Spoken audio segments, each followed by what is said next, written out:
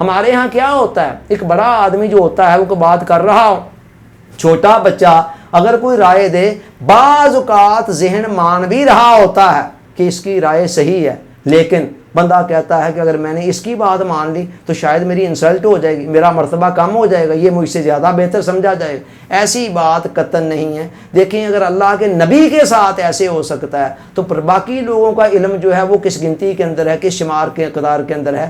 تو ہمیں بھی یہ دیکھنا چاہیے نبی اور غیر نبی میں ایک فرق ہے۔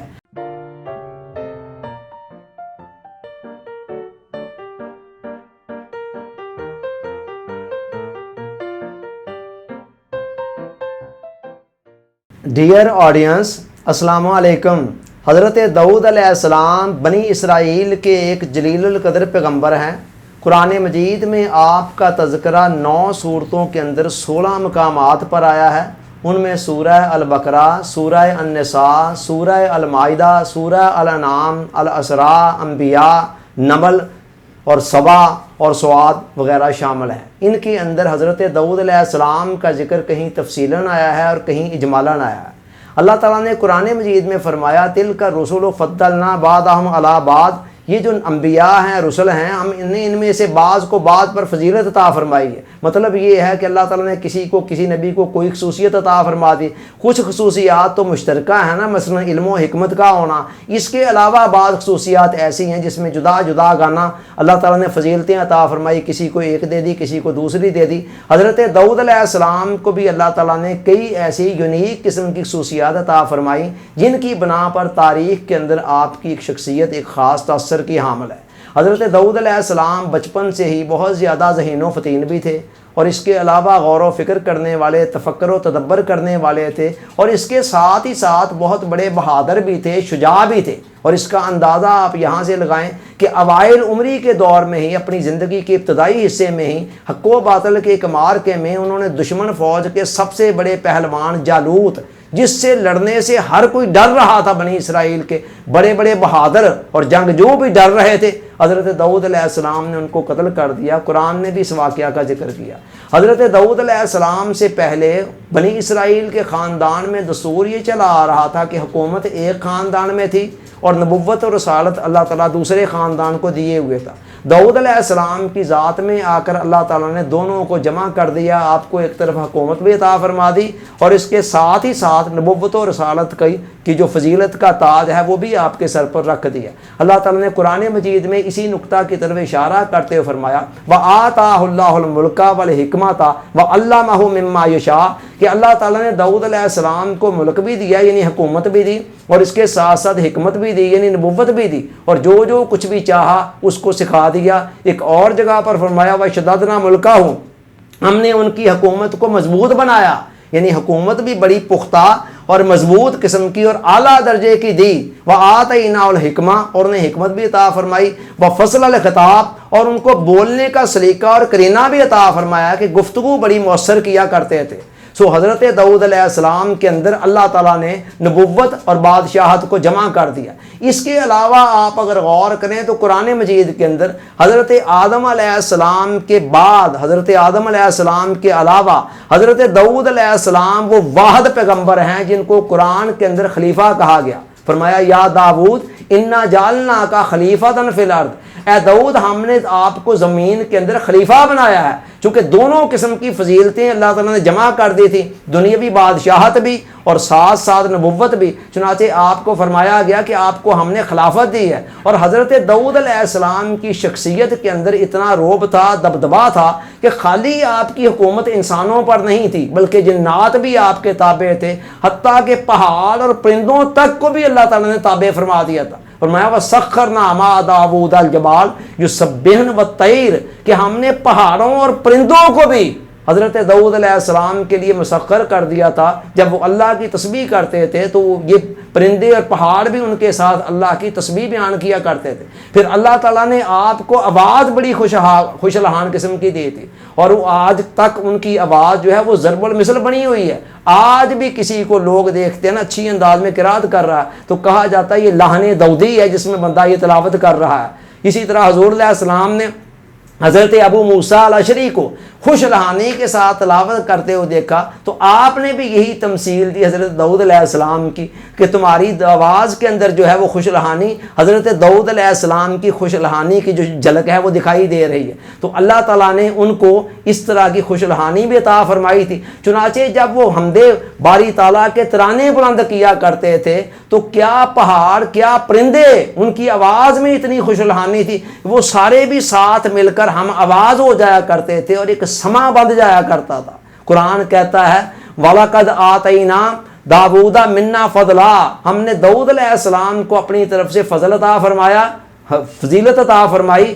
یا جبال، اے پہاڑوں، قرآن کو مخاطب کرتے ہوئے اللہ فرما رہا ہے، ہم نے فرمایا یا جمالو اویبی ماہو والطیر، اے پہاڑوں اور اے پرندوں تم بھی داؤد علیہ السلام کے ساتھ ہم آواز ہو جایا کرو جب وہ حمد خداوندی کے ترانے بلند کیا کریں۔ اس کے علاوہ حضرت داؤد علیہ السلام کے ہاتھ میں اللہ تعالیٰ نے لوہے کو مسخر کر دیا تھا۔ مطلب یہ ہے کہ بس وہ جدھر چاہتے تھے ڈال لیتے تھے۔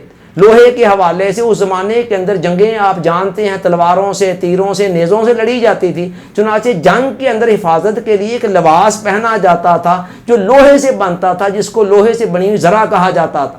اب وہ لوہے سے بنا ہوا جو لباس ہے وہ عام طور پر اس کو پہن کر چلنا پھرنا بڑا دشوار ہوتا تھا، مگر اللہ تعالیٰ نے حضرت داؤد علیہ السلام کو یہ ملکہ عطا فرمایا کہ آپ اتنی نفاست کے ساتھ اتنا باریک سا وہ لباس بناتے تھے کہ وہ بندہ پہن کر آرام سے آگے پیچھے چل پھر بھی سکتا تھا اور اس کے ساتھ ہی ساتھ اپنے دشمنوں سے بچ بھی سکتا تھا، جنگ کے اندر دشمن کے حملوں سے۔ یہ ایک خصوصیت بھی اللہ تعالیٰ نے ان کو دے رکھی تھی۔ پھر اس کے علاوہ اللہ تعالیٰ نے ان کو یہ خصوصیت بھی دی کہ وہ پرندوں کی بولیاں بھی جانتے تھے۔ جس طرح ہم انسانوں کی بولیاں سمجھتے ہیں جانتے ہیں، اسی طرح وہ اس بات کو جانتے تھے کہ کون سا پرندہ کس وقت کیا بول رہا ہے اور کیا کہہ رہا ہے۔ تو پرندوں کی بولیوں کو جاننے کا ملکہ بھی اللہ تعالیٰ نے ان کو عطا فرما رکھا تھا۔ سو اللہ تعالیٰ نے ان کو علم و حکمت سے نوازا، نبوت دی، بادشاہت دی۔ ایک دن کا واقعہ ہے، قرآن مجید ایک واقعہ کا ذکر کرتا ہے کہ حضرت داؤد علیہ السلام کی بارگاہ میں ایک مقدمہ آتا ہے۔ مقدمے کا فیصلہ آپ اپنی سینس کے مطابق کرتے ہیں۔ ان کے بیٹے حضرت سلمان علیہ السلام، جن کی عمر اس وقت صرف 11 سال تھی، وہ پاس بیٹھے ہوئے، وہ فیصلہ سن کر کہتے ہیں کہ ابا جان فیصلہ ٹھیک ہے، آپ نے یہ صحیح کیا ہے، مگر یہی فیصلہ اس سے ذرا زیادہ بہتر انداز میں یوں کیا جا سکتا ہے۔ جب انہوں نے اپنی رائے ظاہر کی، حضرت داؤد علیہ السلام نے اس فیصلے کو پسند فرمایا، اور قرآن نے بھی کہا کہ اس معاملے کے اندر حضرت سلمان علیہ السلام کا جو فیصلہ تھا وہ زیادہ بہتر تھا نسبتاً داؤد علیہ السلام کے فیصلے کی نسبت۔ یوں حضرت داؤد علیہ السلام نے بھی اپنے بیٹے کو اپریشیٹ کیا۔ داؤد علیہ السلام کے جو واقعات قرآن مجید میں بیان ہوئے ان کے اندر ہمارے لیے بہت زیادہ سبق آموز اور حکمت آموز اور نصیحت امیز پہلو موجود ہیں۔ میں صرف ان میں سے 3 کی طرف اشارہ کر رہا ہوں۔ پہلا جو نقطہ بتانا چاہتا ہوں وہ یہ ہے کہ دیکھیں داؤد علیہ السلام کی ذات میں اللہ تعالیٰ نے نبوت و رسالت اور ساتھ بادشاہت کو جمع کر دیا۔ اس کا مطلب یہ ہے کہ یہ ناممکن نہیں ہے کہ آپ نبوت و رسالت کے ساتھ اگر بادشاہت جمع ہو سکتی ہے تو پھر ولایت کے ساتھ کیوں نہیں جمع ہو سکتی؟ ہمارے ہاں بعض لوگوں کے ذہنوں میں جو تصور پایا جاتا ہے دینداری کا کہ جی دیندار بندوں کا سیاست سے کیا کام ہے، یا دیندار بندوں کا عہدوں سے کیا کام ہے، حکومت سے کیا کام ہے۔ تو قرآن تو خود ایسی مثالیں قائم کر رہا ہے۔ ان کے بیٹے حضرت سلمان علیہ السلام کو بھی بادشاہت اور نبوت ان کے ہاں بھی جمع ہوئی۔ اس سے پیچھے آپ حضرت یوسف علیہ السلام کو دیکھیں، وہاں بھی نبوت اور بادشاہت جمع ہوئی۔ خود تاجدار کائنات حضور علیہ السلام کو دیکھ لیں، آپ ایک طرف نبی بھی ہیں اور ساتھ ہی ساتھ پھر آپ کے خلفاء کو دیکھ لیں۔ اللہ حاصل قیاس، یہ غلط قیاس ہے جو کیا جاتا ہے کہ شاید دینداری کا کوئی تعلق دنیاوی مناسب کے ساتھ نہیں ہے، یہ دونوں چیزیں جمع ہو سکتی ہیں۔ دوسرا نقطہ جس کی طرف اشارہ کرنا چاہ رہا ہوں وہ یہ ہے کہ آپ یہ دیکھیں حضرت داؤد علیہ السلام کا بیٹا ہے اور داؤد علیہ السلام نبی ہیں، اللہ تعالیٰ نے ان کو علم و حکمت عطا فرما رکھی ہے۔ بیٹا ابھی صرف 11 سال کا ہے اور 11 سال کی ایج کے اندر بیٹے کو ابھی نبوت بھی نہیں ملی ہے، اور اس کے باوجود وہ ایک بات کرتا ہے تو باپ اس کو اپریشیٹ کرتا ہے، اور قرآن بھی اس کو ایڈمٹ کر لیتا ہے کہ ہاں سلمان علیہ السلام کا فیصلہ جو تھا وہ زیادہ قرین حقیقت تھا، زیادہ بہتر تھا۔ اس کا مطلب یہ ہے، میں اس طرف اشارہ کر رہا ہوں، ہمارے لیے ایک سبق ہے۔ ہمارے ہاں کیا ہوتا ہے، ایک بڑا آدمی جو ہوتا ہے وہ کوئی بات کر رہا ہو، چھوٹا بچہ اگر کوئی رائے دے، بعض اوقات ذہن مان بھی رہا ہوتا ہے کہ اس کی رائے صحیح ہے، لیکن بندہ کہتا ہے کہ اگر میں نے اس کی بات مان لی تو شاید میری انسلٹ ہو جائے گی، میرا مرتبہ کم ہو جائے گا، یہ مجھ سے زیادہ بہتر سمجھا جائے گا۔ ایسی بات قطعاً نہیں ہے۔ دیکھیں اگر اللہ کے نبی کے ساتھ ایسے ہو سکتا ہے تو پر باقی لوگوں کا علم جو ہے وہ کس گنتی کے اندر ہے، کس شمار کے اقدار کے اندر ہے۔ تو ہمیں بھی یہ دیکھنا چاہیے نبی اور غیر نبی میں ایک فرق ہے۔ نبی ذرا سا پٹری سے اترنے لگے نا، کسی جگہ پر کوئی اجتہادی خطا اس سے کوئی سرزد ہونے لگے، اللہ تعالیٰ فوراً اس کو ٹوک دیتے ہیں، روک دیتے ہیں۔ لیکن غیر نبی کے ساتھ ایسے نہیں ہوتا ہے، اللہ تعالیٰ ان کو اس طرح فوراً مداخلت نہیں کرتے۔